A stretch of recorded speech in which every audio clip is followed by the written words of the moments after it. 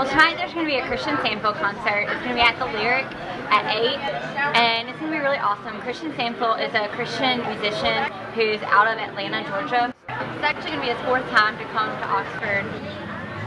It's put on by Degree College Ministry, which is out of North Oxford Baptist Church, and SIGA. It's going to benefit the 72 Days of Freedom. 72 Days of Freedom is something started by Passion. It's 72 days of prayer and activism on behalf of those trapped in slavery.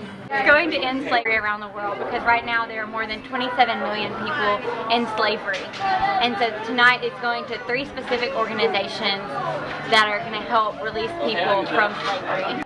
There's still a lot of people that don't even know that human trafficking is going on, so I think this is a good way to raise awareness because it's a big problem in the U.S. People don't normally think about it, but there are occasionally people that are trafficked from the U.S., but one of the big problems is them bringing in trafficking victims. Atlanta, which is where Passion was, actually has a big problem with them bringing in, especially like young girls, to work in the sex slave industry.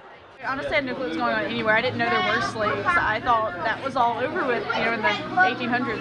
Right. But yeah, I found out that there was still human trafficking in the world, and it's something I've been really passionate about since then. I represent Degree College Ministry at North Oxford Baptist Church, and it's not about North Oxford, it's not about the SIGAPs, it's not about Jeremy Vaughn Designs, but just wanted to share with you just real briefly how this happened. And so, as we begin to notice those 72 Days of Freedom, Blake and Jeremy and myself got together and said, well, why don't we do something in Oxford, Mississippi?